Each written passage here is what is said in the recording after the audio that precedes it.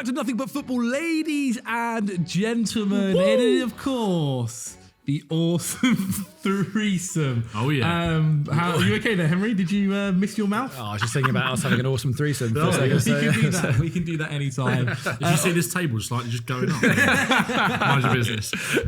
Joining today, of course, it is Ben Bowman. It is Henry Hill. Ben, how are you doing? I'm all right, thanks, mate. I'm still Frank out? Yeah. Okay, just even more so. I don't know what would have happened in the last week to make me Frank in. Game's gone, mate. It is. We're in the mud. Henry Hill, how are you, mate? Fine. Big. Oh, where's my Leeds shirt? Oh, Nemcha, what a goal! Oh yeah. Oh, not forever blowing bubbles. What's the Leeds one? Marching on together. Marching on together. You need to come better prepared next time, my friend. That's fine. Look, 1-0 away at Leeds. It's a tough place to go. It is a tough place to go. They're on a that form. That was a good goal by that Metra as well. Yeah, it's like West Ham. They've got a great away record and they've won loads of games recently, right? Yeah. Right? Yeah, keep telling yourself that. By the way, these lot getting very lucky. Brentford last week. Sharda. About time, mate. About time we had some luck. Luck. It's all been so unlucky for Portugal. Let's get into the video then, ladies and gentlemen. As you can see by the title, we're going to be talking negatively about transfers. Some of our favourite topics, to be honest. We're going to go through some of the summer business and see how they're getting on and chat about basically which ones we think are doing the worst. And you know what? We had quite a few names, lads, didn't we? We had quite a few names. So what we're going to do is go through each one, give them the adequate time that they all deserve, and chat about them. So kicking things off is James Trafford, the Manchester City goalkeeper. You know what? Compared to other ones, I think this one is kind of a circumstance that was never expected for him, which is essentially screwed him over. Yeah. It's not due to performances, is it, Henry?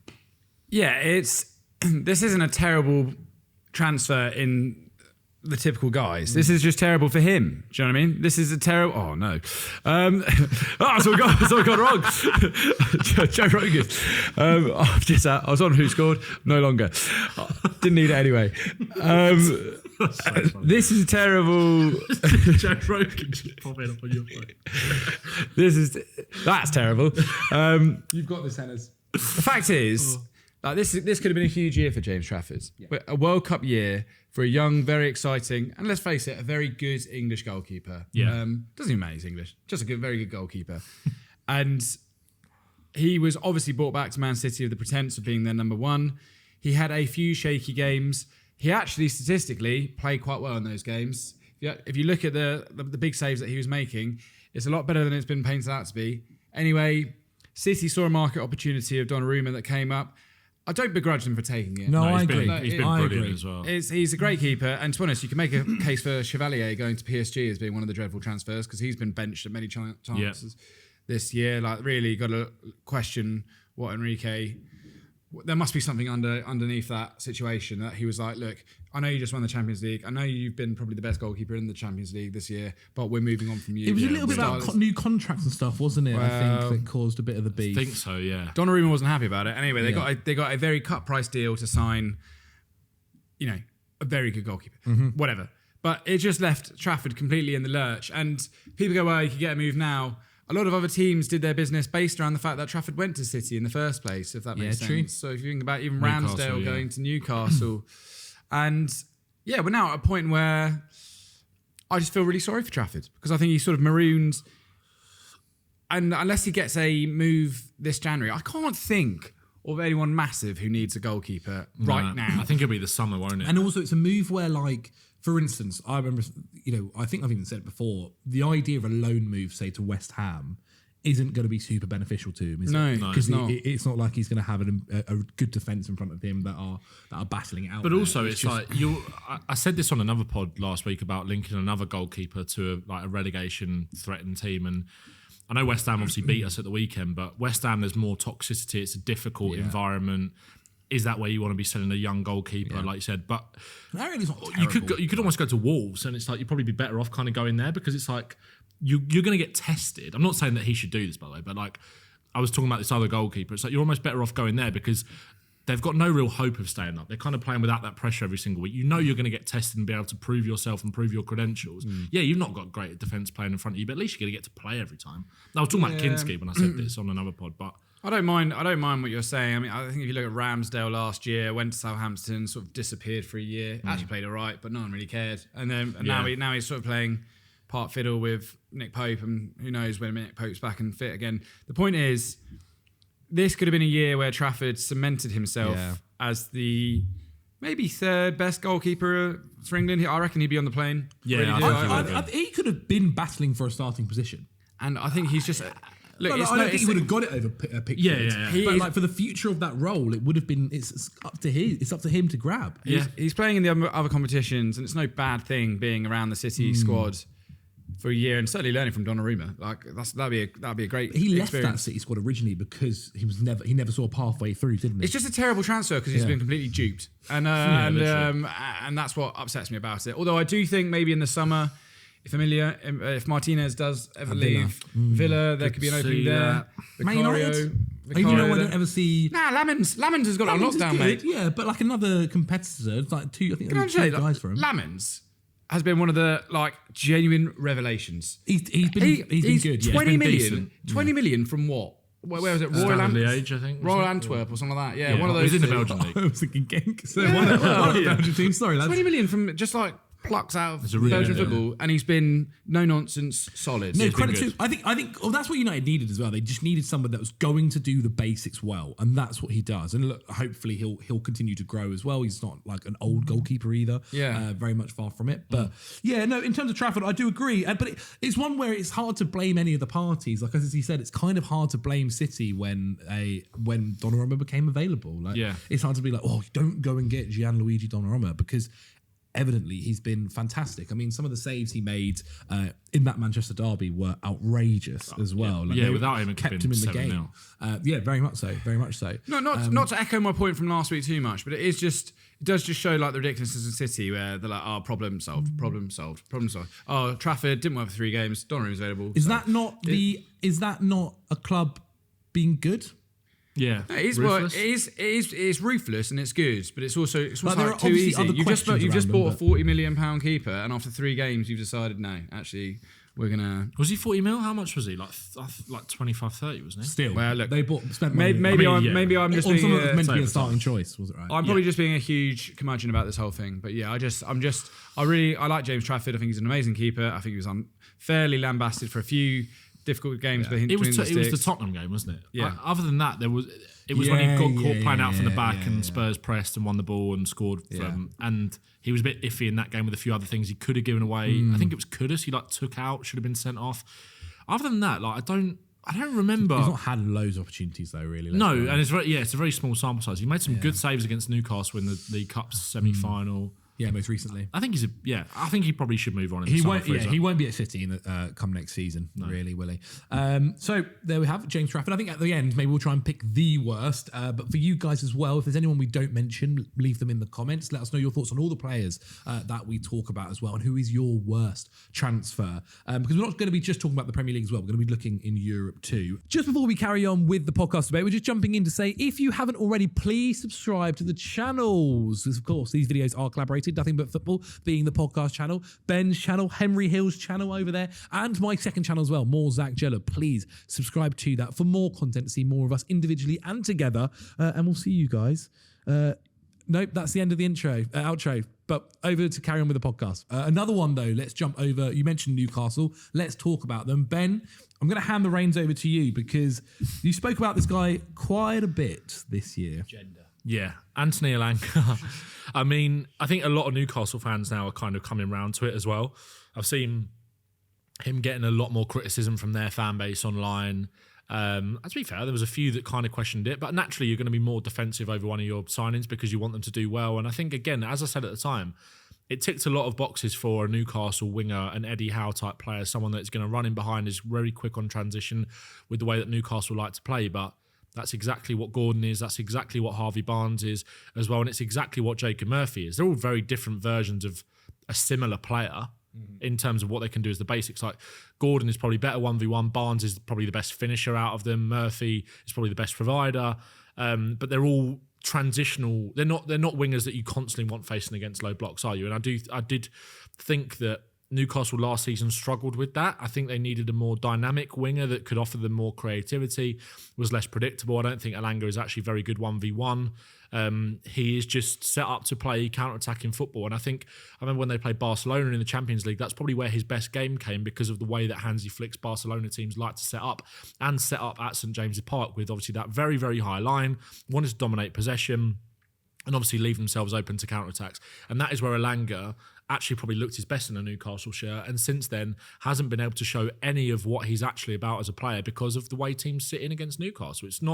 I don't think it took a genius to work out that this was going to be, it wasn't guaranteed to do well, even though I think most people pretty lazily, in my opinion, just looked at it and went, he is the sort of player that suits Eddie Howe's football. It makes sense. It's like sometimes you need to develop, sometimes you need to move on and kind of bring other difference makers and match winners into your squad, especially when the Newcastle team is a great side or close to being a great side, but it's a very functional team. Like there's not many, I say not many game breakers in there, but I don't think there is really. Isak last season, wasn't it? Isak is for them. proven genuine, nearly world-class quality as a striker that can win you a game. And obviously, I think the two in midfield, Gyökeres and Tonali, are match winners. But again, you need something in that forward line. You need an extra bit of stardust, and I think that's where Newcastle has a bit of.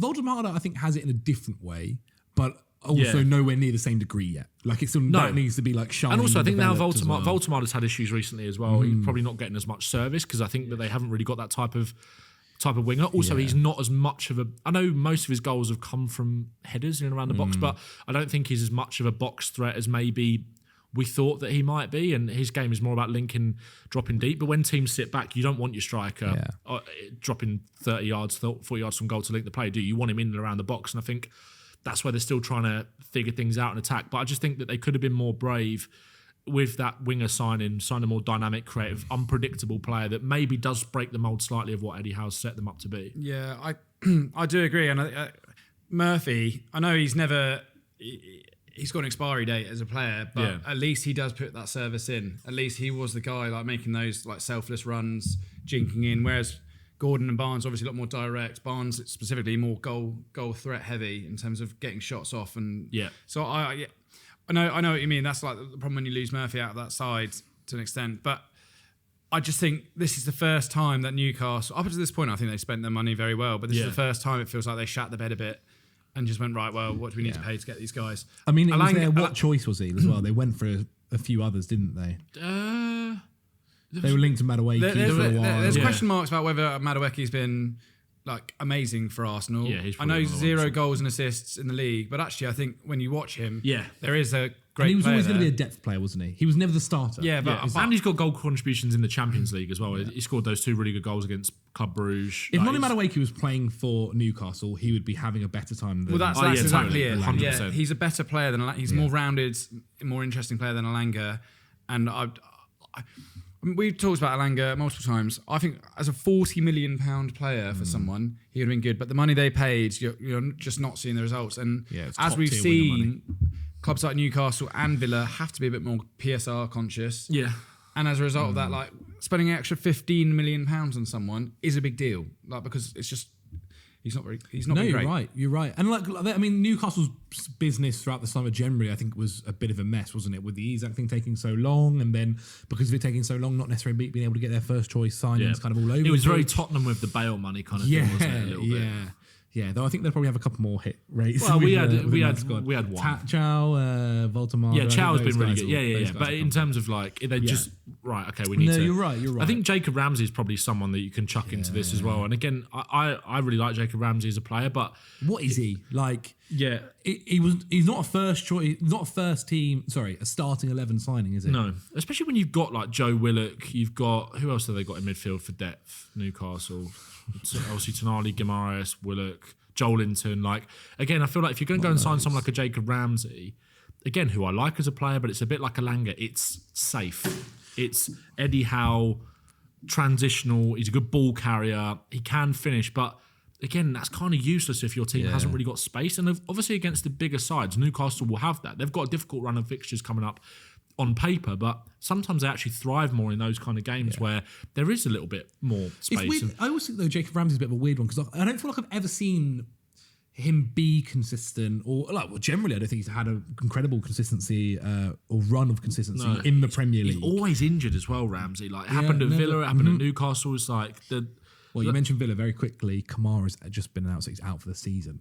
Shut up, really? Yeah. What's he done? Is, I'm not too sure. I've just seen it broken to me by Doogie Critchley.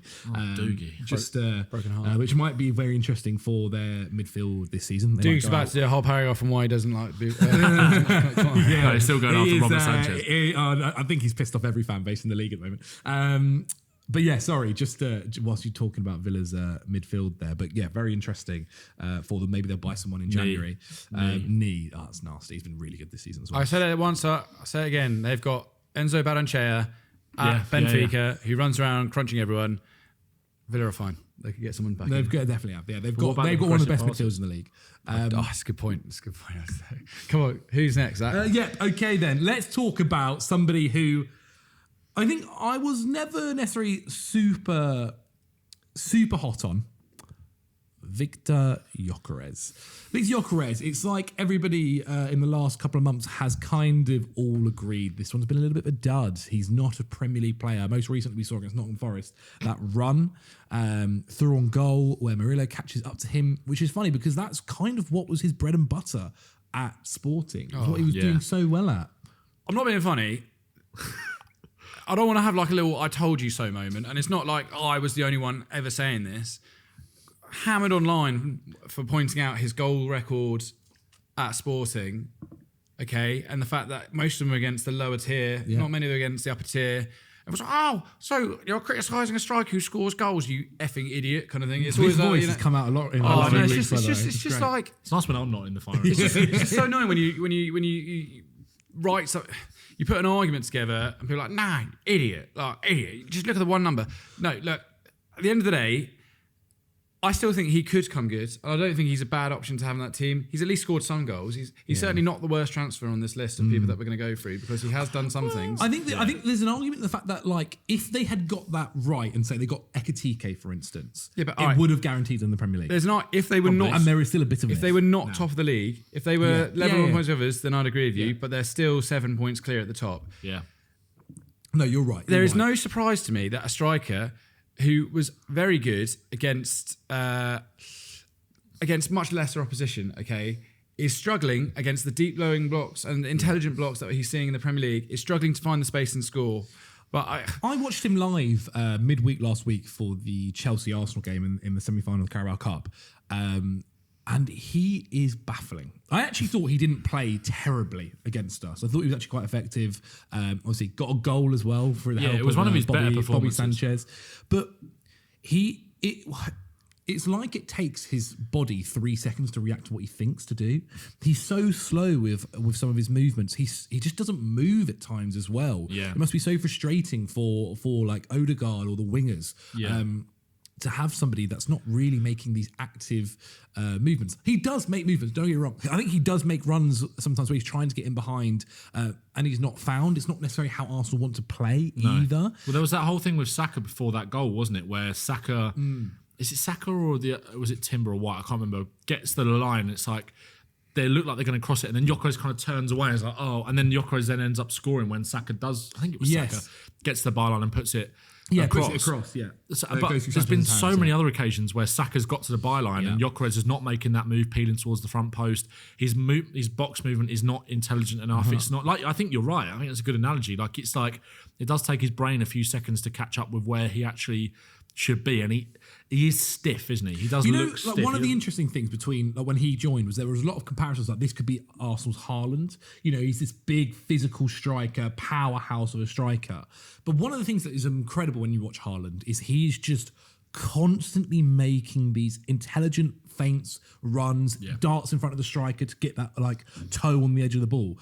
And Gyökeres just isn't doing it to that degree, like nowhere near. And look, the degree we're talking about with Haaland is one of the best in the world. Yeah. But that's the kind of striker that Arsenal want. That's the kind of striker that Arsenal need in order to take that forward line to that pinnacle in Europe. And look, they spent they didn't spend 100 million on him, but they did spend 60 odds. I think it's rising to 65. I think it's 55 rising to 65, depending on add-ons. And look, I think you can ask the entire Arsenal fan base now as well. There are Arsenal fans from the Football Daily guys in our group chat that basically all agree that, Gyökeres isn't it. He's not going to be this starting. The fact that, I remember us saying this as well in the summer, the fact that Arsenal fans are gagging for Havertz to come back fully fit says a lot already, that they want that person, because Havertz does probably get them 15 goals in the season in the Premier League. Yeah. Just by being up top. And currently it looks like Gyökeres cannot reach that number. And Havertz wasn't even a striker. I hope it goes good for Gyökeres. I do think there is a good player there. Yeah. You know what? If Gyökeres was playing, say, for the likes of Forest, I could see him being a little bit more successful. And what I mean by that is, like, when he's playing in a ball-dominant team who aren't necessarily playing on the counter-attack and aren't necessarily trying to score goals like how he did, say, at Sporting quite often, especially in the Champions League. Like, you think back to that Man City game where he got a hat-trick. Okay, 2 were penalties, but that one goal where he goes against Man City's defence, I think he was against the young City defender who's now on loan. Is it Frankfurt he's at? He's a double barrel name. Simpson Puzzi. Yes, Puzzi. And so that's the defender he was up against at City. But he does do that really well, where he's on the break, he's outstrengthened, he's got a bit of pace to him as well. He's clearly the finish strong, is really very nice, darting in off that left-hand side. But we just don't see that at Arsenal. That's not the way Arsenal want to play their football. And because of that, like, it's not gone too well. Also, like, you look at Haaland, like the amount of goals that I'll say the amount of goals, the amount of chances that Haaland gives himself, because actually I think his finishing sometimes can be quite underwhelming from this position, where he gets a cutback opportunity because he peels back to the edge of the box. Sometimes it's actually quite frustrating with him because he quite often goes and hits it at the middle of the goalkeeper a lot of the time, but it's his movement to create the chances for himself. And City are, again, a team that dominate the ball. They force a lot of those cutback opportunities. Saka, I think one of Saka's biggest strengths now as a winger is actually his unpredictability. I think you see Saka go to the line a lot more now. You don't see him cut in a lot, which means that then he can kind of come back on his right foot and put balls back for someone like Odegaard or whoever to finish. And it's like Gyökeres is just never there. Like, he is just not there. And I think that it's okay. We've all been there as, like, fans of the football club. When you're so desperate for a sign to work, it's okay to admit that you bought a dud. And I think they might have bought a dud. Agree now, I think they're there now. I don't think he's like Pepe levels of. I still think that this is being judged a little bit too soon. I think Gyökeres. Do you think Gyökeres is there next season? I don't know. I don't think they sell him. I think Italy could come calling. The only way I could see this changing is if, like, Atletico swapped him for Julian Alvarez. There's rumours Julian Alvarez might be on his way now. If that happens and Arsenal might fail upwards to get Julian Alvarez, like, they've bought Gyökeres and then they were able to ship him off in some sort of swap deal for Julian Alvarez. That's been amazing, Julian Alvarez this season. But Julian Alvarez is like, knows the Premier League's better. Like, I will stop watching football. I got hammered for saying I'd rather have Šeško than Gyökeres for Arsenal, and I'm not saying Šeško wanted that as well. I'm not saying Šeško set the world alight, but better than Gyökeres.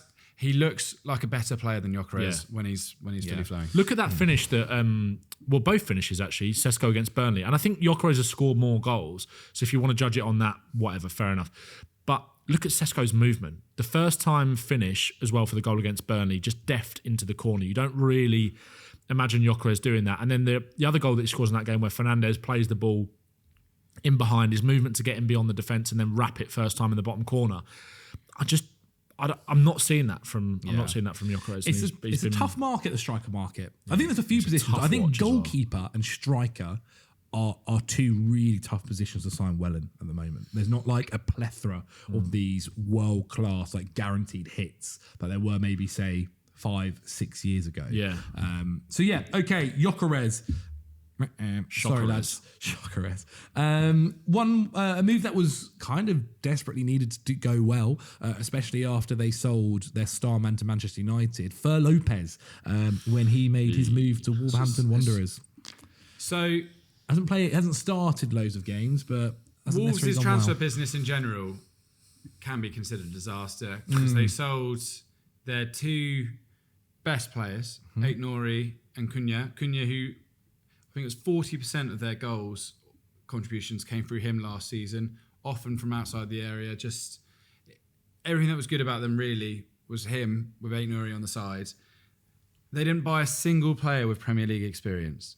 And I think when you do that, you're just asking for huge trouble, because if you look at Wolves' squad now, well, they are showing a few signs of life. Like I think they probably will go past Derby, which is a shame, because I wanted to see. They're not worse than Derby, though, are they? They're not worse than Derby. That's the thing. But it's just the Premier League's so much better now. They just bought so many young guys, almost nondescript guys in that team who it doesn't form a cohesive team. Basically, is my point. Yeah. Fer Lopez, who I was excited about at Celta Vigo, it's the same place they got Strand Larsen from. Maybe lazily, you just assume, well, good team. And Celta Vigo are a good Spanish side. There's no denying that. But again, we're talking about a relegation-threatened team with financial issues, going and spending £25 million on a player, a young, exciting player. I think he's their second least used player in the league this season. He's barely seen the field. Yeah, he's started 9 games. Yeah. Had 9 appearances. He's 9 appearances. It's just a shame, really, and it just shows. I just think you have to be so careful, and they're coming out now and saying they're going to go and make signings with Premier League experience. Like, well, what's the point? Late for that. Too late. Yeah, and They're better off signing players with Championship experience. Who are you going to convince? Who are you going to convince to come? And actually, Tolu, the guy up front, the big Nigerian fella. Riconara, Yeah, fine. He's actually quite fun. I don't mind him at all. He's massive. But the era of the big man is so back. Yeah. But the point is, it's just Wolves really spunked a lot of money away this summer on absolutely nothing, and it's actually. I'm not surprised that Wolf at left back, the guy who essentially was replacing Aït-Nouri. Oh my goodness! Yeah, cannot play football. Like some of the ideas of these guys who, and look, it's not easy, and I think there's a few other factors, like Strand Larsen just hasn't been at the races that he was at last season. No. He was so much better last season. But I do think you're completely right, Henry. That their transfer business as a whole is maybe the worst one of the window. Krejci's been all right, isn't he? Did Krejci come through this year, or was it in January last year? I can't remember. I think it was January last year. Maybe, yeah. He's been all right. John Arias has got a bit better recently, but still not. Again, he's not a bad player, but it falls into what Henry was saying about just like the collective. There's a Wolves fan. It's the wrong strategy. There's a Wolves fan who reached out to me like every other couple of weeks just to like chat, to give me more info about Wolves, basically. A guy called Kean. I do appreciate it, thank you. But he was saying, when I mentioned it in one of the other previous podcasts, like, would he rather Wolves actually this January prepare for maybe going down and getting good quality Championship players who can help with the promotion back up the next season, rather than kind of like having a last gasp attempt at staying in the Premier League, which isn't really going to be that possible, such a slim chance. And yeah, he was in agreement saying like if they could improve the squad right now and use their, play Premier League football for 6 months attraction to get some of the better players that will then help them for the following season, he'd much prefer that.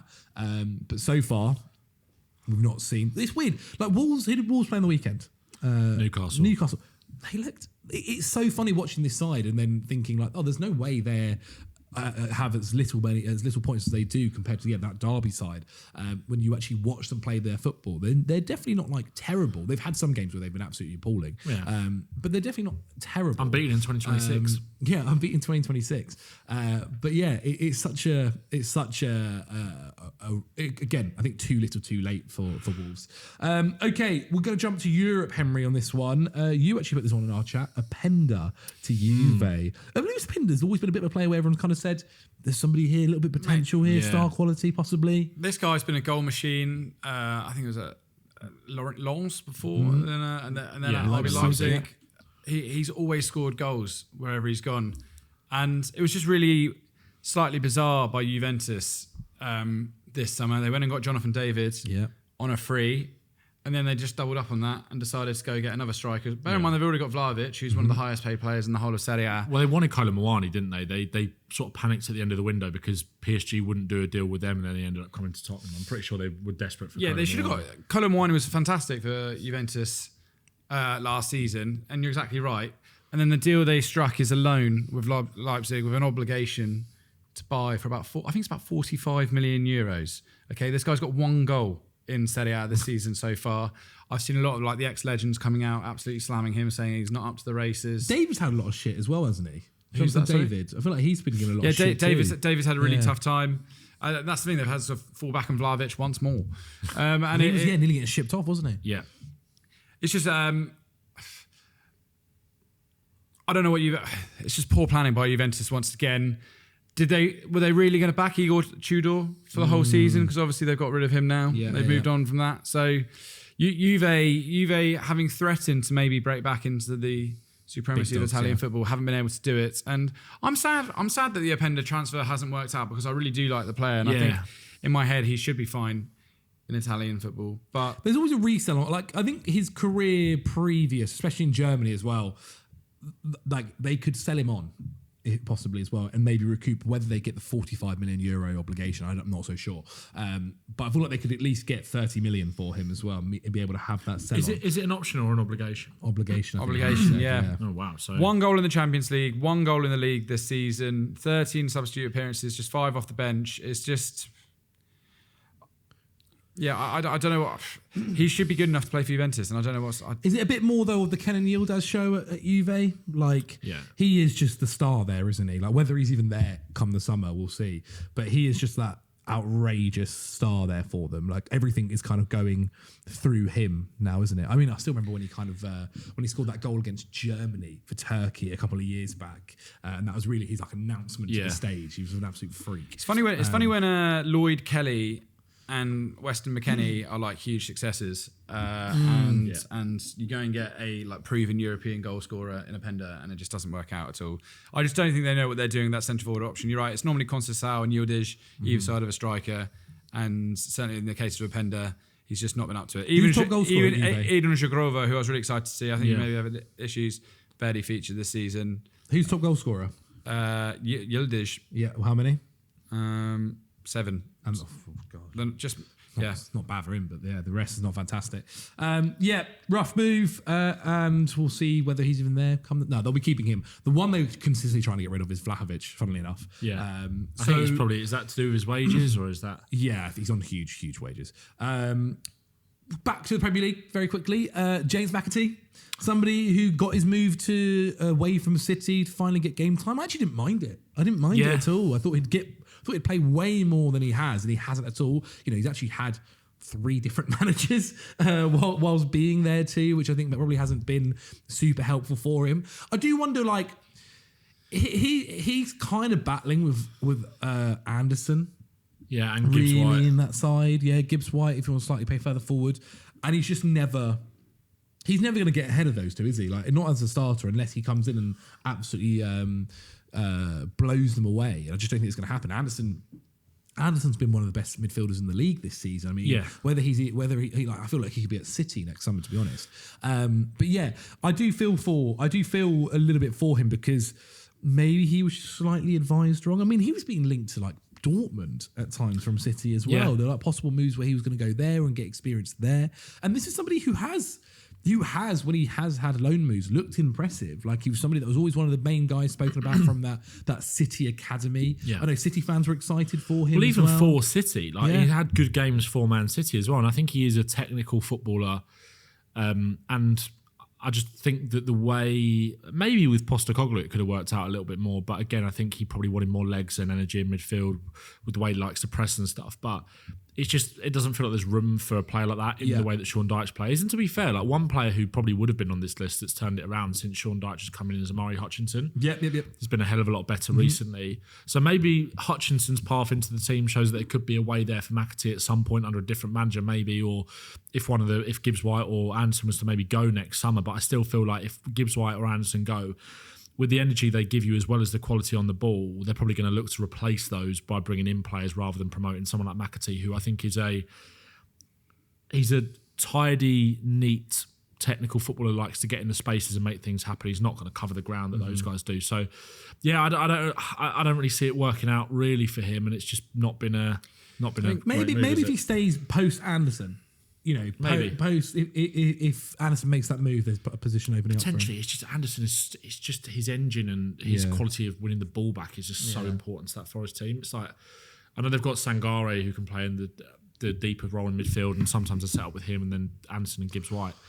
I just think, I'm not sure McAtee is that straight swap. I don't know. Let's not forget, this is a Forest team that had a new sporting director come in who made a load of signings against the apparent wishes of their previous manager, and they've now got a new manager in there. And there's now even suggestions that Edu Gaspar is probably going to be relieved from his post because a lot of these Brazilians that they bought in, a lot of the signings, even in Callum Wendo, who should have been a really good signing, He's gone back. he's now gone to Eintracht Frankfurt. Scored yeah, already. yeah, and that's the fun. I'm like, he must be good. Do you know what I mean? He was good in France last season. He was very good. They started well with Ndoye. Ndoye was good when they started out, but he sort of dropped off a little bit. But the point is, it's just interesting. similar to like Wolves. It's just not very good planning. Yeah. Yes. Another player then who could actually take the title for one of the worst transfers, Harvey Elliott. Manager doesn't want to play him now because they don't want to buy him. That's essentially what's happened. I feel sorry for him. Can't obviously. I don't think he actually can go to another club because he can't go to another English club. He can go. He can go abroad. But yeah, it's tough, man. Like you do feel for him in that fact that Villa isn't. I think Unai Emery's not quite going to fit. I mean, maybe now that Kamara. I mean, ultimately they don't want to buy him, so I don't even think with Kamara going, they're going to be looking to purchase him anyway. Onana will just step into the team. I think it's like, isn't it something like 40 odd?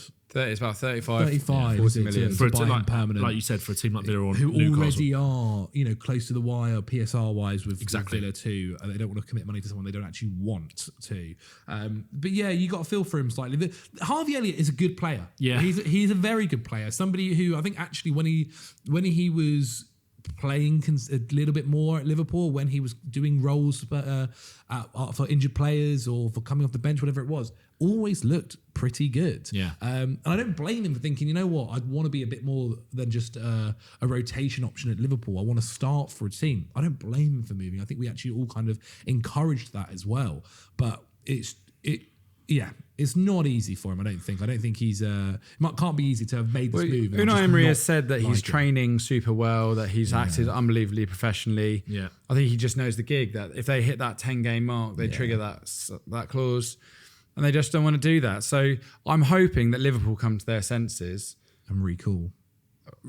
Whether it's recall him or get a loan move to Germany or something like that, I don't know how it might, because Germany feels like the most likely place. Yeah, he was linked with... Did he go on loan to Germany? Or did he go to Leipzig? He was linked with Leipzig. No, he was linked with Leipzig. He was linked with Frankfurt, I think, maybe as well. There was a couple of German teams that he was definitely linked with. I don't think he went abroad. He's been at Fulham, Blackburn. I feel like he played at Leipzig.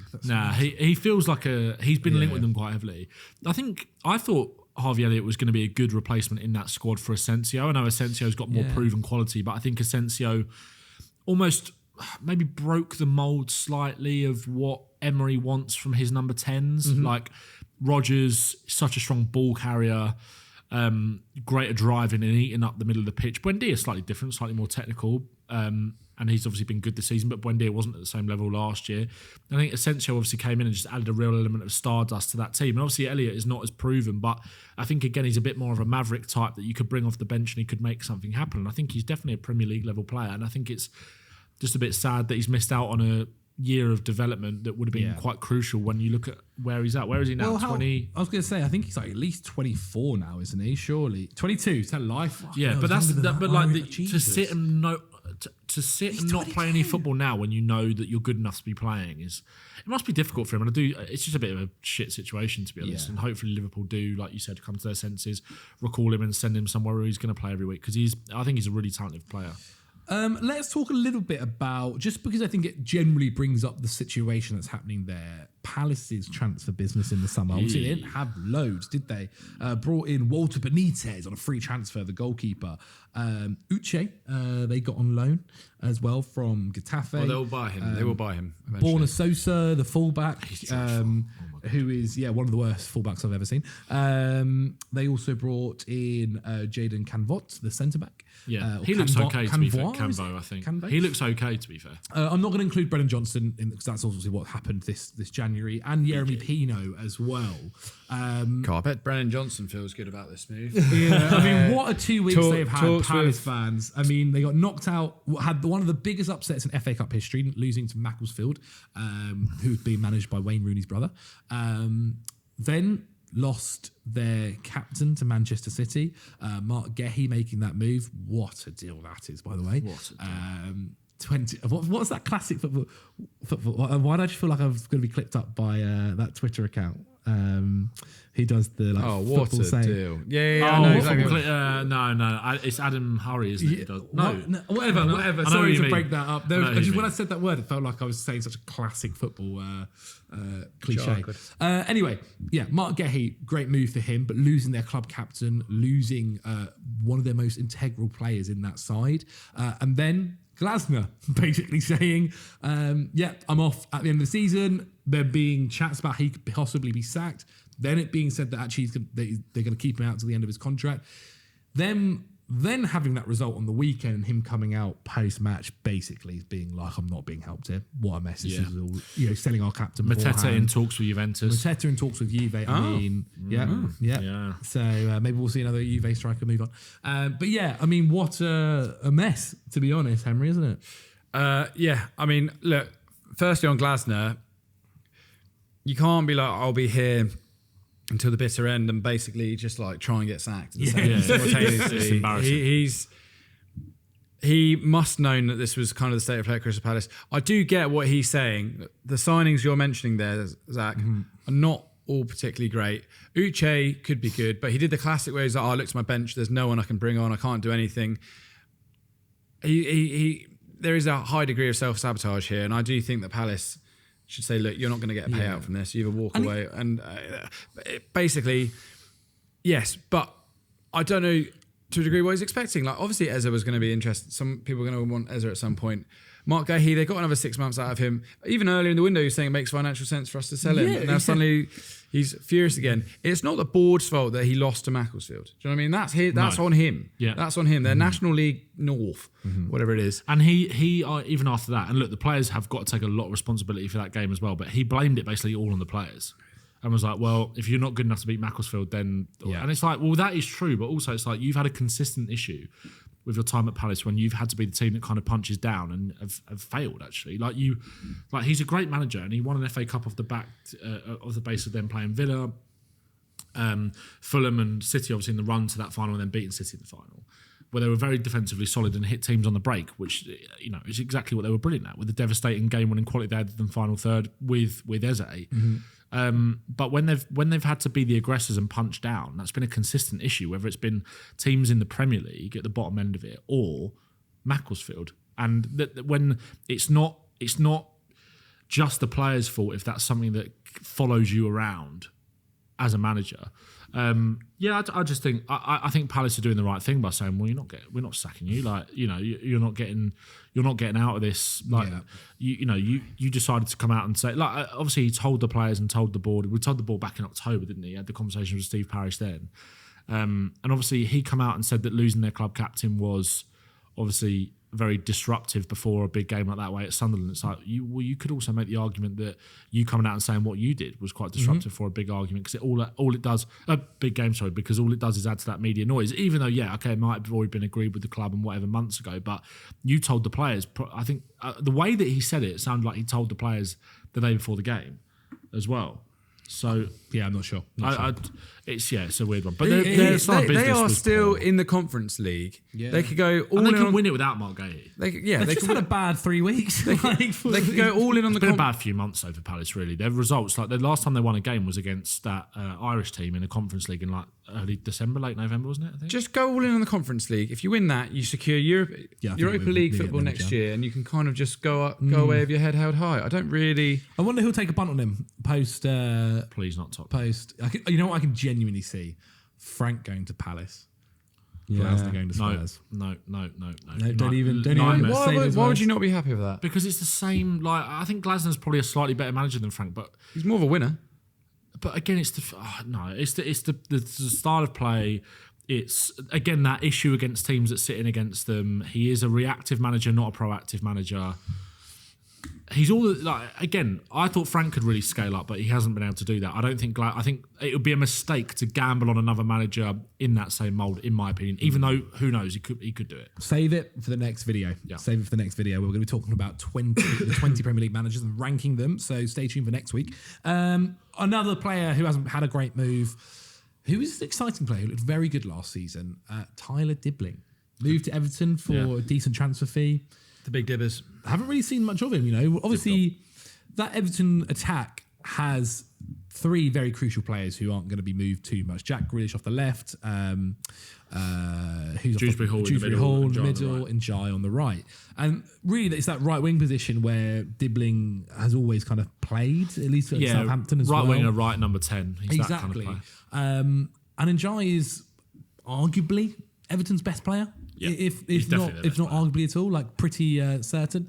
And that's a real tough position to get him to. But Dibbling has not even been given a chance really at all. Yeah, it might be one of those ones where next season when Grealish, because I'm Everton fans, let us know. Do you think they'll take the option on Grealish? Unless the option drops and the wages drop significantly, I don't see them taking that. And that might do. That might actually happen. Also, there are two things that could happen here. Either Grealish doesn't then sign, which means that Njai will probably move back over to his favoured position on the left-hand side. Because I do think that although Njai has been up until, certainly for the first few months of the season, was one of the most exciting players in the league. He was playing out of position. I think he prefers to come in off the left into those kind of spaces there, but it's testament to him as a player that he's still been able to rip it up on the right and still show quality. But I think if Grealish goes, then I think Njai might move back over there and Dibbling then gets more minutes on the right. Yeah. Also, there is every chance that Njai could leave as well. I think there'll be teams sniffed around Njai, so then that opens up that space on the right, and then Dibbling maybe will get more minutes. So it's one for now, isn't it? That's a bit rough. But I don't think it will be a bad signing. Maybe a different. I believe in Tyler Dibbling quite a lot as a talent. I think he's he's so young, cracking little player. So young. Another bit of business. Let's talk about making Tell permanent at Spurs. I mean, there's a few moves you could possibly talk about at Spurs. I guess. Would you want to bring in Simmons in there? Would we want to bring in? Yeah. Who did you bring this summer? Tell, Simmons, Colomboani, Kudus, João Palhinha. João Palhinha loan move. The only one that's probably actually not worth talking about is Kudus. I mean, Kudus is Palhinha's been all right. I also think he's been all right. And also Palhinha is just a loan move. Again, I'm not going to go down the road of not fixing our midfield issues, but Palhinha is part of that problem. Sure. Colomboani doesn't look interested, doesn't look like he wants to be here. Javi Simmons, I think, is blown hot and cold. I thought he was really poor against West Ham. I've defended him quite a lot because I think we haven't seen the best of him because we don't. Our midfield behind him, I think, is the bigger issue. That means that he doesn't get the ball in the final third a lot of the time. But again, there has been moments where he's just not shown enough quality in the ball. I think, again, on Saturday against West Ham, the weight of his passing was dreadful, even when he got in some decent positions. So again, he's had bad games that are nothing to do with the system. So I can fully hold my hands up and accept that. But I also think he's had some good moments too.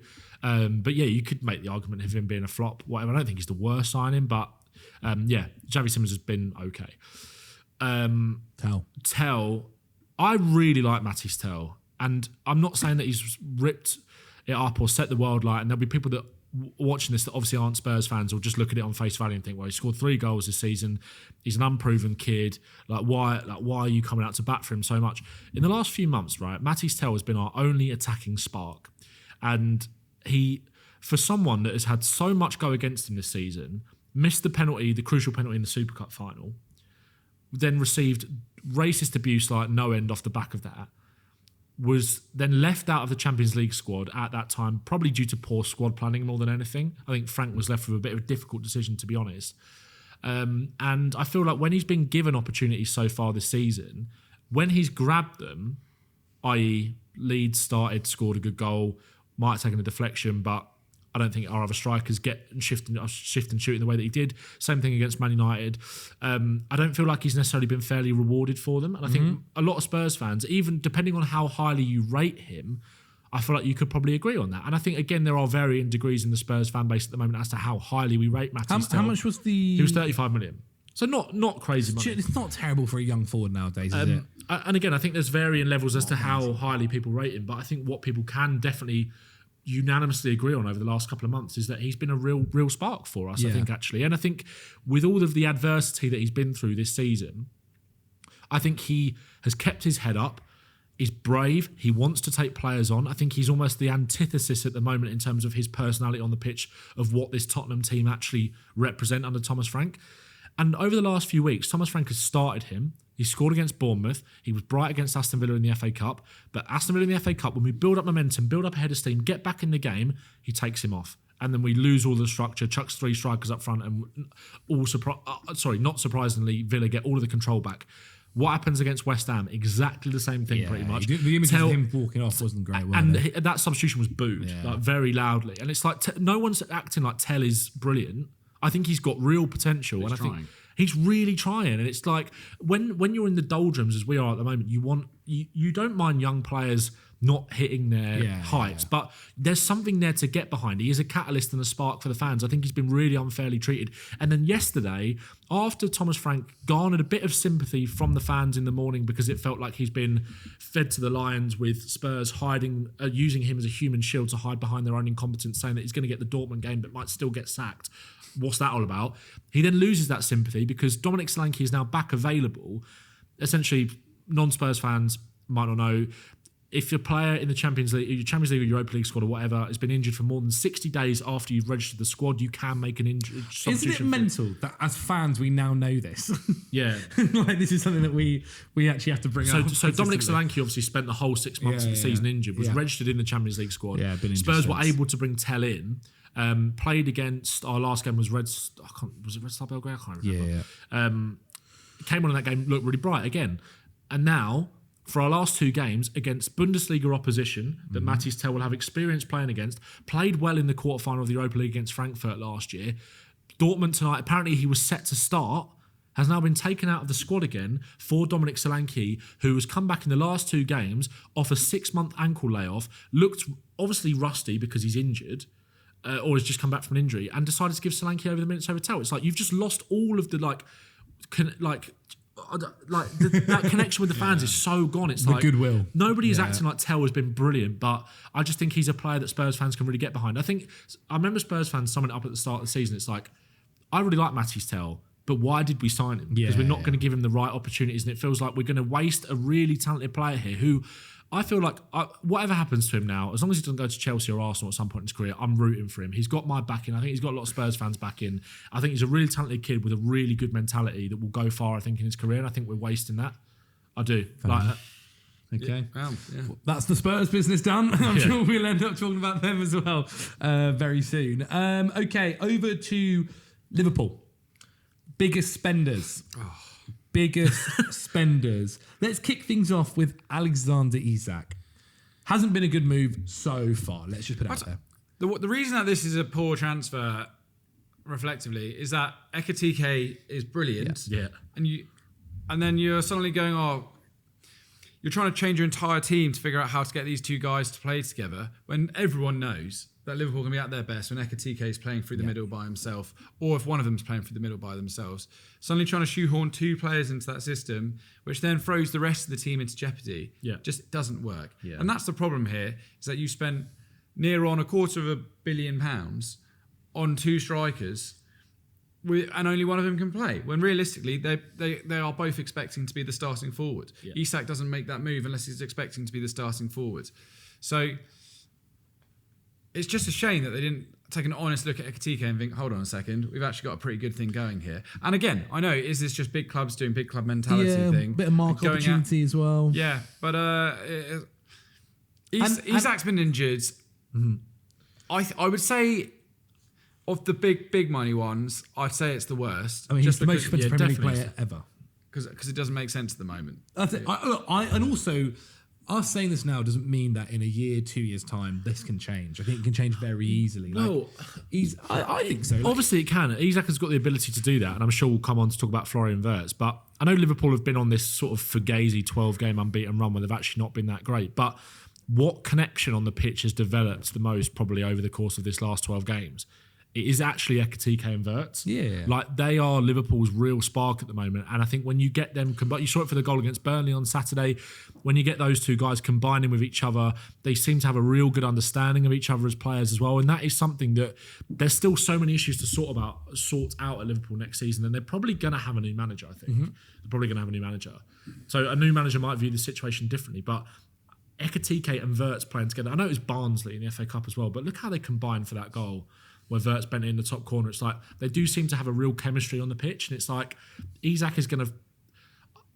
I don't know. I don't know what it looks like to then get him back in, because I think it's that is an almost quite unbreakable bond in my opinion when you look at I know people will say, like, I think Wirtz's performance is, people maybe going slightly big because they have come against poorer sides. But it's clear that I think he's warming up and looks a lot better now and looks more like the player. He's a really good player. I really like him. I've always liked him. He's a good player.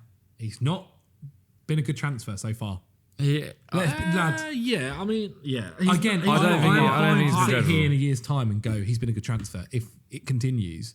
But Alexander Isak is the most expensive transfer fee ever in the Premier League.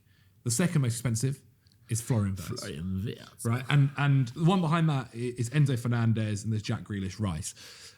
I am, again, absolutely fine in a year and a half's time, whatever, and be like, Wirtz been really, really good now, 12 assists, 7 goals, absolutely fine. But as of right now, that's not where we are. And I think to look at it where we are now, whilst giving it the caveat that of course it can change, and of course it's starting to look upwards for the likes of Wirtz, they're both not good transfers. I don't agree with the Wirtz one. I think that even during the earlier period where he wasn't getting the goals and assists, he was still showing some pretty good signs of potential. There were flashes. There were also games that he looked a bit lost. Player.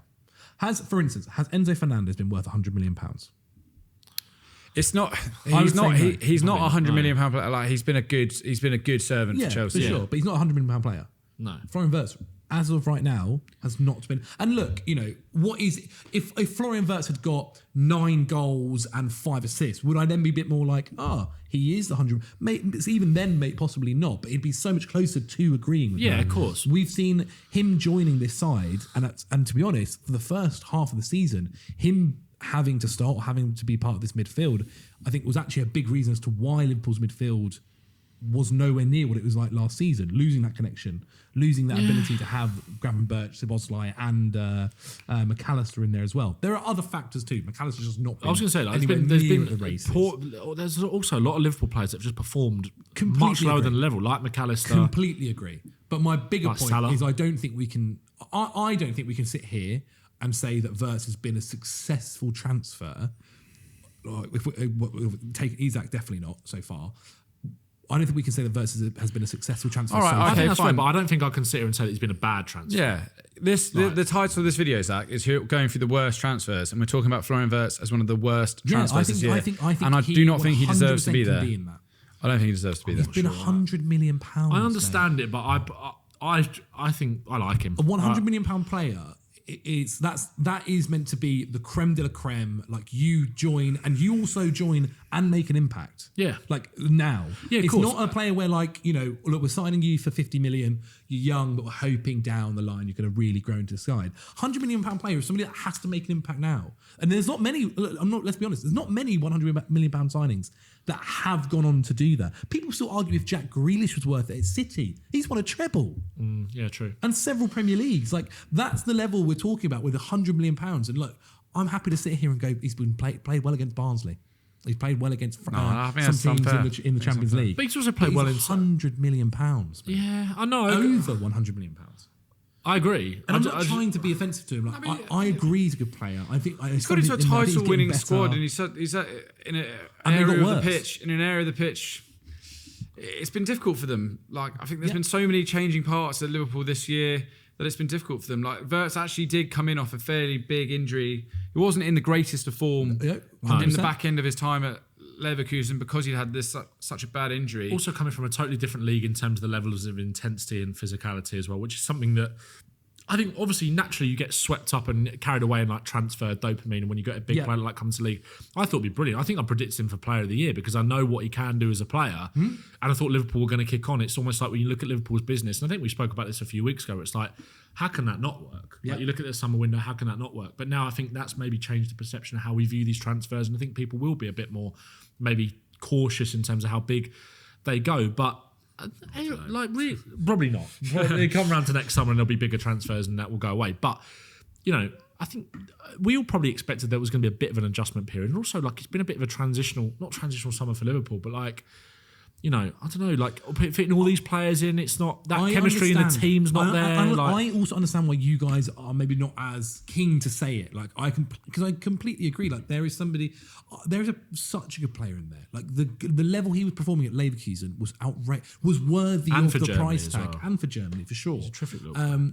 But based on the evidence we've seen of him in a Liverpool shirt, that's why I do. He's not one of the worst transfers. No, I agree with that. Okay. All right. Let me know what you guys think in the comments below. It's an interesting point. I think it's a really good debate to be had there, and we have had it. Okay, over to West Ham. Oh dear. Hermansen.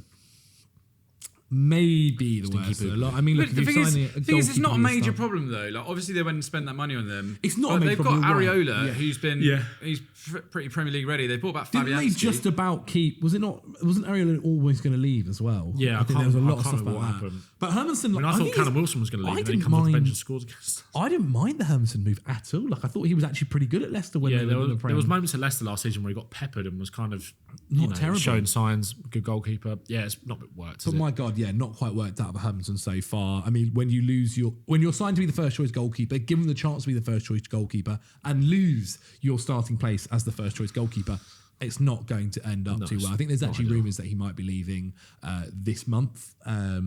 They were looking at a makes goalkeeper, sense. West Ham. Yeah, I mean, it's a shame. It's a big shame for him. As I said, I didn't think he was too bad. I really didn't. But not worked out there at all. So I think he has to be one of the worst two to kind of be up there. Has he been worse than Wirtz? Yeah, he's been a worse transfer than Wirtz. Okay. Yeah. All right, cool. I'm just interested. Okay, over to a Chelsea signing. Jamie Gittins. Bino Gittins. He's been worse than Wirtz. Interesting. Cost. Yeah, he's been worse than. No, he didn't cost £25 million. It cost like 60 mil. He didn't cost it? 50, I think. 50, Yeah, 60. So So- 25 mil. No, I'm taking the piss here. I agree. He's not been as good. He hasn't been as good as Wirtz. It's a pointless transfer almost.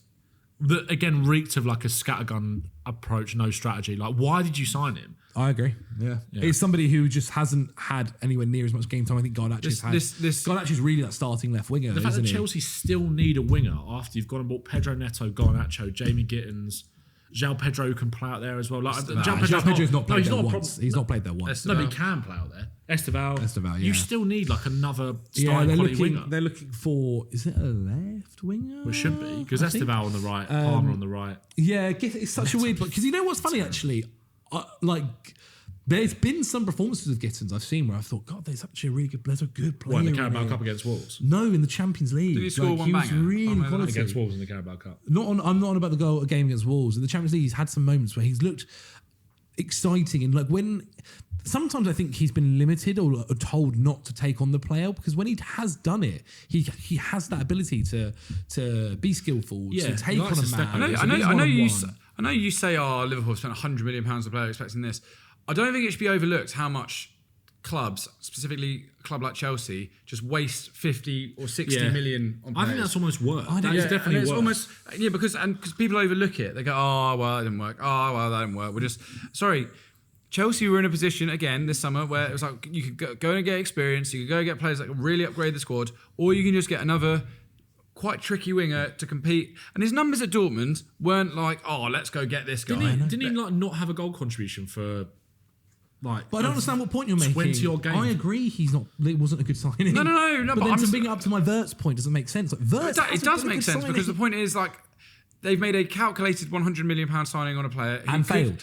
He's not failed though because he is playing and he is starting to come good. So what and does Wirtz need to do in order to be a successful transfer? it just looks like Gittins has already been disregarded. That's the point. Yeah. And then you're just going, oh, there's a £50-60 million player, just gone. Another one. Just another one gone. I agree. And but that I don't happens get the all point. the time. I don't get the point in comparing it to Well, then Wirtz. if you don't get it, Zach, then that's your problem. So I don't need What's to the point in explain. comparing I don't it to need to Wirtz? explain it to you. I mean, I just said at the start, a throwaway comment that he's been worse than Wirtz, which he factually has. I mean, they're not that comparable. doesn't play, so yeah, I guess so. But it's just, but he's also not. He just doesn't look that good. It's worse because you're getting no value for money out of him whatsoever. Yeah, Liverpool are getting the value. They're starting to see it come through with Wirtz, and also, like Wirtz is going to probably be a key part of that team for years to come. Gittins will just be another transfer, another thing. Like you said, I think this approach by Chelsea where you constantly buy these players of that kind of value, because 50 million's kind of become so normalised now, it's almost 50 million's a new 30. Thursday's a new Friday. You know, it's just like It's true. It's just, it goes under the radar because Gittins will probably end up going to fucking Strasbourg or whatever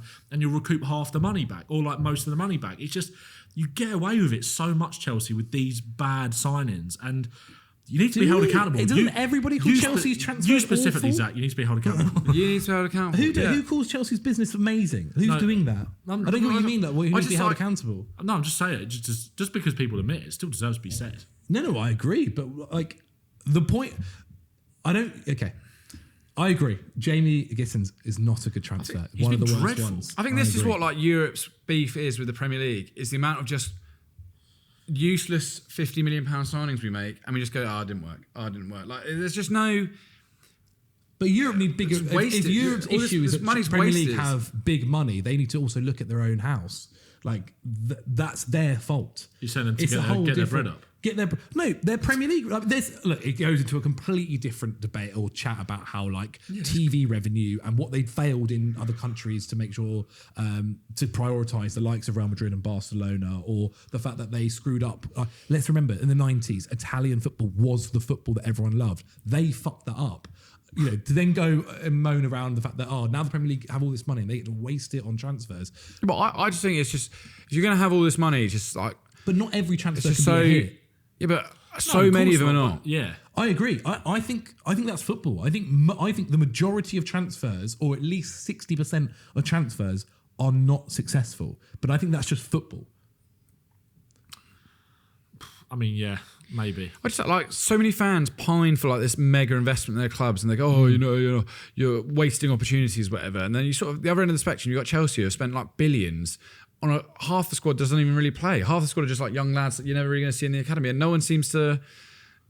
Everyone talks about this, Henry, mate. Jamie Carragher's there every week moaning about it. I just did it yesterday on Monday Night Football, chatting about how this system is wrong. I think everybody talks about how Chelsea's transfer business has been But also shit. Chelsea, the thing is though, there was a lot of Chelsea fans got very defensive when Carragher first brought this up. And yeah, maybe Carragher went slightly over the top by saying there's players that can't even fit in the change rooms and all that kind of stuff. But he was being a little bit hyperbolic on a TV programme. Chelsea fans got so defensive about that at the time. I know Chelsea fans have admitted that they don't like this approach, so a protest at the weekend, which... yeah, about the transfer business. But they didn't go...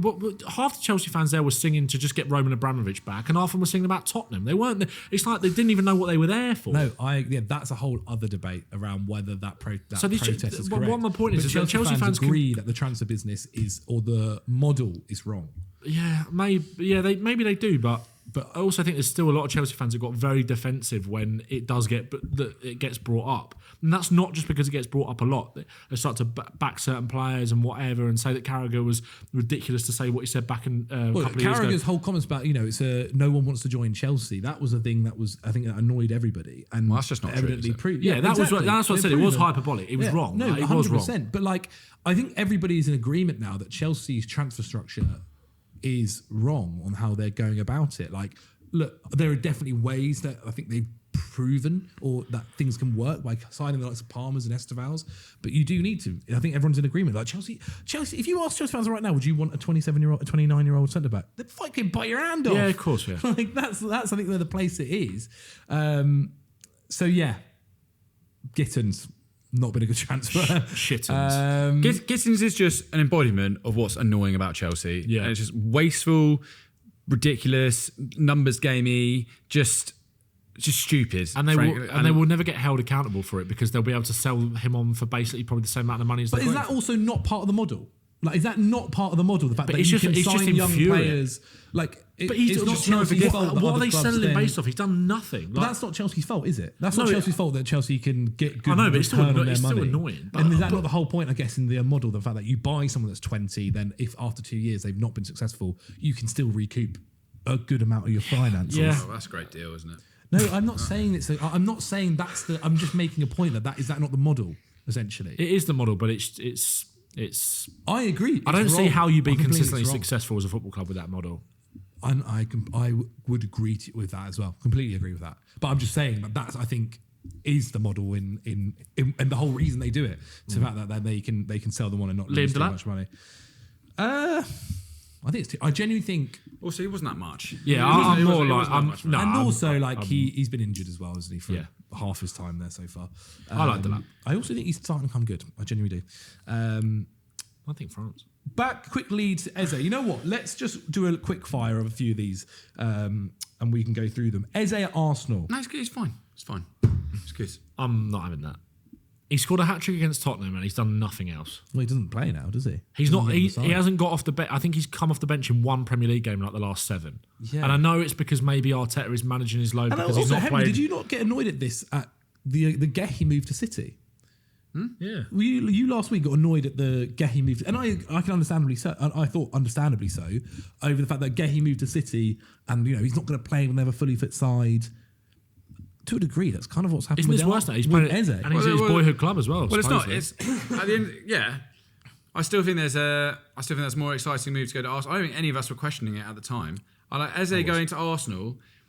You're looking at left wing competition for Martinelli. Martinelli's played probably the best consistent level of football that he ever has. Arsenal right now. I think Trossard's actually the good one. Martinelli's been better than he was, but he's dislodgeable in that team. I agree. Odegaard has gone up another level in the last few months too. Like, I'm not going to sit there and that is obviously a shame for Eze, but that is just the nature of the beast competing in this big teams. Look, how much my opinion about like Gehi is it's entirely based around me just having a bit more disdain towards Man City than I do towards Arsenal. That is like part of the deal. And also, like, I thought that Eze would be able to outcompete these guys. He hasn't been able to. He ain't got the minerals. And then at the same time, like, Arsenal are in a position where they're like top of the league. If Arteta sees a winning moment, a winning team and a winning starting 11 at the moment, he's not going to be going to give charity minutes to another player. So does that not make it a poor move? Exactly. The fact that we're talking about him as charity minutes, like the fact that this is Eberechi Eze. I love Eze. Yeah, but I think what Arsenal fans wanted is to double up in these positions, is to get that like world class options in, and that is what they've got, is having Eze as a bench option. If you're an Arsenal fan, you're not complaining. Obviously, because it's like the fact that you've got the luxury of someone having like Eze on the bench, you don't have to bring on. He has shown like the quality and what he can do when he comes on. He's also had a lot of games where he's done nothing though. Like, but Arsenal at the same time are top of the Premier League and they're top of the Champions League and they're about to get and they're in a position to get through to the final of the first major cup of the year. Like, you can't say that obviously you can't say this has been a flop transfer when everything else of that team is going good right now, which is why the Gyökeres move, in my opinion, is not the worst right now, because Arsenal are quite evidently doing fine. Yeah, but Gyökeres has played a lot of minutes and been shit. Like Eze, I get it a little bit more because it is a nice luxury to have someone that you can produce moments. Eze has done that. There is evidence of it, and like you said, it's hard to sit and criticise Arsenal. It's been bad from the player perspective. Chelsea are outside the top 4 and already had their manager changed. Like, Liverpool, for all their woes this season, I think they'll probably be fine in the Champions League. They're still in the top 4 this year. Like, that's why these Arsenal big 4 moves, these big Arsenal moves, you can't say they're major flops at the moment, because the whole point is they were meant to elevate the team, and the team is currently elevated above a position. From the player perspective, and also with Eze then, right? Because he does not seem like the type of left winger that Arteta actually really wants to use. It feels like he wants more of a goal threat. I know Eze is a goal threat, but Trossard on that left-hand side, or a Martinelli that can run in behind and use his pace to stretch teams. There are strong rumours about Arsenal going in for another left winger next summer. There's been strong rumours about them going heavy for Yildiz. Eze will be 28, 29. 28 next season. He'll be 28 next season. Odegaard is the club captain, and for as much as there is always this hysteria around Odegaard that he's overrated and Declan Rice should be the captain and all this kind of stuff, Mikel Arteta clearly doesn't see it that way. So Odegaard is probably still going to be a key part of that Arsenal team for the next 5 years. So where is Eze, other than rotation minutes in the Carabao Cup, going to justify his £68 million move to Arsenal? If he gets a Premier League title at the end of this season, obviously he's laughing, he don't care, it's his boyhood club. Fair enough, I respect that. But there is a world in which this becomes a little bit of a waste of money. Yeah, but I guess if it gets you that depth and like... But they're not using it. I know they've got depth. See, the best thing about depth sometimes is the fact that you don't have to use it. So maybe I'm contradicting Arsenal myself, are one big injury away from Eze being like a major key factor. And I also am not like... My issue is... Has he shown enough in the games that he's actually played so far? Other than scoring a hat-trick against Tottenham where we just sat off and let him shoot from the edge of the box 3 times. He's done nothing when he's played. This is what I'm saying. Like, Arteta doesn't need to make those... Arteta doesn't need to like find ways to make it work for him right now, because the team is doing so well. But before, I'm pretty sure, up until this might be wrong, but I'm pretty sure Rory said this in a video like a month ago. Up until December, I'm pretty sure Eze had played more minutes for Arsenal than anybody in all competitions. And can you really sit there and say that he had a £68 million impact on that team? He's played 1,000 minutes in the Prem. Other than scoring a hat-trick against Spurs, which, like I said, fair play to him, and I'm not being bitter and salty about How many that. goals has he scored this year, Zach? He scored 4 goals in the league, and 3 of them came in one game where we just sat off and let him do exactly what he does best from the edge of the box. He's done nothing outside of that. He's been underwhelming in games where Arsenal I don't know if he's been the worst transfer. Sunderland, I remember when that Sunderland game, he was dreadful. I remember watching that. Like, he's not been great. And I feel like, obviously, I loved Eze before he went to Arsenal. And if he'd have gone somewhere else, I still would have carried on that love for him, despite the fact that he would have left Tottenham, because I think he's a really fun player. But I think it's all right to call a spade and say that he has been crap. Arsenal have obviously been really good, which means that there is a lot of deflection. Maybe crap is too far, but he's not had the sort of impact that I think he would have wanted to have. And for the price tag they bought him for, it kind of seems like they just brought him in because, right, let's do one over. Who's been better, him or Xavi Simons? I don't think there's that much in it. I really don't. Watching both players before, because let's face it, Arsenal on telly every week. I think the thing is, like, with these moves, it takes in, or what we classify as a bad move is both club perspective and player perspective. I think from the club perspective, it's actually great. It's fantastic. Yeah, because the best part of the depth sometimes is the fact that you don't need to use it. I'd get that. But from the player perspective, that's where I can see maybe frustration that now he is not part of the starting 11. It has been a good move in the sense that it's cajoled something in Martinelli that's made him like play some of the better football. Spend another 70 million to see, like, he had that. What game was it he played on the left and he just wasn't good? And ever since then, Arteta hasn't operated him out there. And I do want to see him play more. I do think Eze can play on the left for Arsenal. Like, I think like Arteta's a bit. It was that one game, which I will find. The thing is, it was that one game he played on the left, and ever since then, Arteta has been like we did. We were going to do quick fire. We were just, yes. Sorry, guys. As you can tell, I'm probably still holding a lot of bitterness and resentment towards this player. There definitely is a little bit of that, Ben. I think. I think his so. His last full 90, right, in the Premier League came. Fucking hell. His last full 90 in the Premier League came against Spurs. Yeah. The last time he started a game, I think, was Villa. No, Wolves. He got dragged at so Villa's when he got dragged at half time. Yeah, because Villa's the one terrible. where Villa was at fault for Villa's goal. He starts on the left wing. Since that game, he's never started on the left wing again. And he did nothing against Wolves either. And then since then, he's come off the bench once in the last 7 Premier League games. So clearly something is not right there.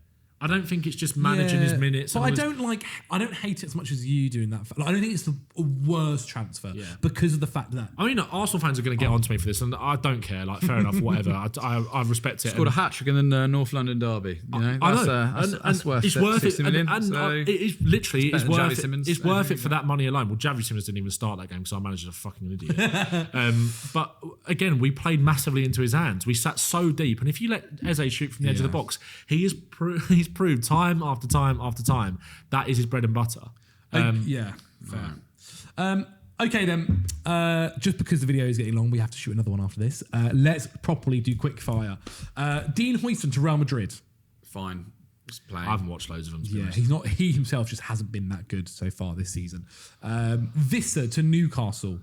Injuries, hasn't looked great since come back. Yeah, overspend. Not as bad as Elanga, but not been great. Jeremy Frimpong to Liverpool. Been better recently when he's played in his actual position as a right winger. That I think he'll be better at in the Premier League than a right back. Has been injured. Still not been brilliant, but been okay. Loan move for Nicholas Jackson to Bayern Munich. Well, I don't know what he was expecting. He's gone from being on the bench at Chelsea to being on the bench behind an even better striker. The thing is, he wasn't even on the bench at Chelsea last season. He was scared of being on the bench. That was half the reason he wanted to be. It was mental. Being I'm not being bench option at Chelsea. I'm going to go and play behind arguably the best centre forward in the world. And haven't they played there's been a few games where they've played them both together and Kane shots a bit because he can also play off the left as well. But Kane, if it comes to it, Kane is going to start. Defo. And also, has just won the AFCON though, so fair play. Nkunku's moved to AC Milan. It's been all right. I think I've seen some Milan fans not over the moon. I can't tell. I've watched this. They're in it. They're literally in the title challenge, title race, which is. And he has contributed as well to a few goals, so don't hate it. Jonathan Tah to Bayern Munich hasn't played loads. Well, that's what you get when you make a boring move like that. So. Boring. No ambition. Okay, not his most recent move, but Endrick to Real Madrid. I absolutely do not know what he was expecting. Surely he looked at Vinny Jr. and Rodrigo. It took them a while to break through. I know he had a very good start and he scored that goal in the Champions League. And frankly, he had more minutes last year than I was ever expecting. I know it hasn't happened this term, but I just think that Xabi Alonso had bigger fish to fry than worrying about whether or not Endrick Was he Endrick at Madrid last season? Yeah. Yeah. Oh, sorry. For some reason, I thought that happened this summer. Endrick looks good at Apologies. Leon. He does look good at Leon. Yeah, he does. He does look very good at Leon. Well, Apologies. he is, because he's a good striker, but he's not going to play over Mbappe. I don't understand No, it why was a weird one. Yeah. what's he's moaning about. Weird. Buonanotte to Chelsea. Bad move. Buonanotte to Blueco. Okay. That is the video done, ladies and gentlemen. Those are all the worst transfers. Let us know in the comments below who you think the worst transfer has been. Maybe we actually haven't mentioned them, but get down in the comments. Let us know on all of the players that we mentioned today and any others that we have missed. Henry, a lot of people at home want to check you out. Where can they go? I don't know. Just follow Ben, you know. Say what you're doing today as well. When this video goes live on Friday. Oh, I'm hosting a live Football Joe quiz at the Volley. I don't know if it'll be videos. You might see it on like Instagram. What time is it? Well, this isn't like a ticketed event. Oh, can people not just come though? No. Oh, sorry, you cannot come now. But it is live on Joe, so check that out. Check that out as well. It's not even that. But, no, it's not. but that's what I'm doing tonight, if anyone's interested. Yes. We will be there. And we will be there as well. That's what I'm doing tonight. Ben, where can the people at home see you? YouTube, TikTok, Only Tottenham Podcast, and the Football Joe quiz that you can't come to and won't be streamed anyway. Yeah, thanks so much for watching, guys. We'll see you next week. Bye.